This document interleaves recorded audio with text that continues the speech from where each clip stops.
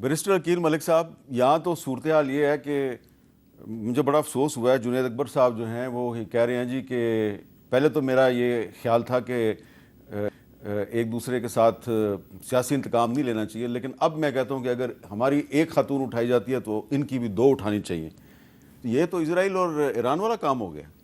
میرے سے بھی بڑا انفارچونیٹ ہے، اور میں کوئی بھی نام لیے بغیر میں یہ ضرور آپ کے گوش گزار کروں گا کہ ہمارے ایک ممبر بھی جو کوئٹہ سے تعلق رکھتے ہیں وہ بھی کافی دنوں سے غائب ہیں، اور وہ عین ممکن ہے کہ اسی پارٹی کے لوگوں نے ان کو اٹھایا ہوا ہے. نہیں، وہ آپ کے ممبر ہیں، وہ تو آزاد نہیں جیتے تھے.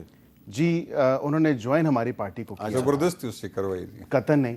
اب دیکھیں فری ول سے جوائن کیا، میں خود آزاد جیتا ہوں، اپنی فری ول سے جوائن کیا، لیکن یہ عین ممکن ہے کہ یا وہ انہوں نے اغوا کر کے ان کو کے پی لے کے گئے ہیں، یا پھر یہاں پہ کے پی ہاؤس میں رکھا ہے اور وہ تحقیقات جاری ہیں.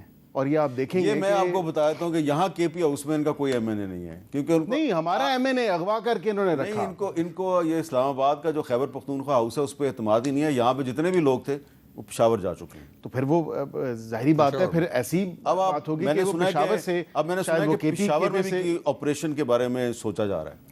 دیکھیں کے پی کے سے اگر وہ برآمد ہوتے ہیں، کیونکہ ان کا غالباً کوئی رابطہ پارٹی کے نہ چیف وپ سے ہے نہ کسی اور بندے سے ہے، تو ہمیں کنسرن ہے کہ ہمارا ایک ممبر ہے. ظاہری بات ہے کہ ہمیں بھی دیکھنا ہے کہ اس ممبر کی ویل بینگ، اس کی سیفٹی، اس کی سیکیورٹی. ان کے دو یہ تو ٹیٹ فور ٹیٹ سچویشن تو نہیں ہو سکتی. اور ہمارے پہ کیا الزام ہے؟ ہم نے کوئی ایم این اے آپ کے اٹھائے؟ ہم نے ان کی پارٹی کی جو قیادت ہے اس کا دو اپنے ایم این ایز کے ساتھ رابطہ نہیں ہے. آپ کہہ رہے ہیں ایک کے ساتھ آپ کا رابطہ نہیں ہے، تو اس کا مطلب ہے دونوں وہی کام کر رہے ہیں.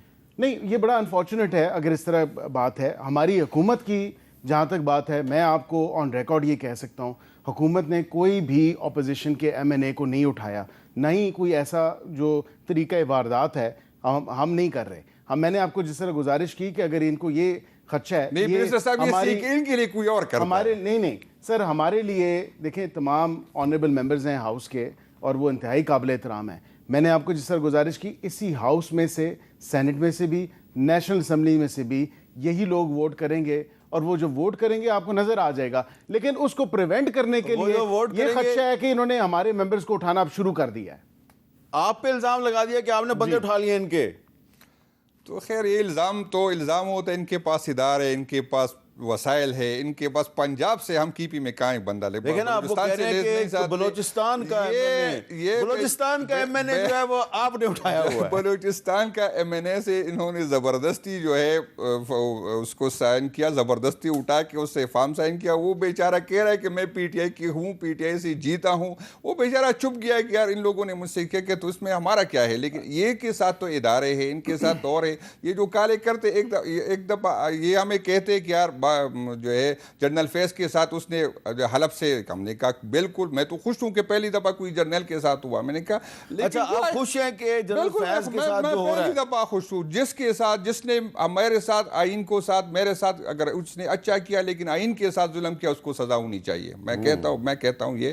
لیکن جو اب کر رہے یہ بھی نہیں، جو جس طرح بھی کالے آتی ہے، ایک دفعہ وہ افر آتی ہے، پھر یقین کرے اس کو پھر کہتے ہیں کہ یہ آج سے آپ کے برے دن شروع ہو گئے.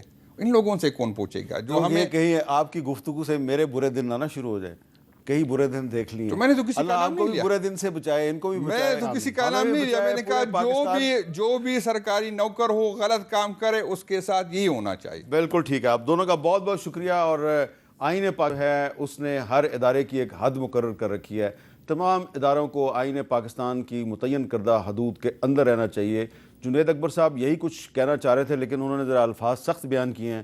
میں نے ان کا جو مفہوم ہے اس کو کچھ نرم الفاظ کا جامہ پہنا کر آپ کی خدمت میں پیش کر دیا ہے کہ آپ اس پہ غور کریں اور سوچیں کہ پاکستان میں آئین پر عمل درآمد کب شروع ہوگا.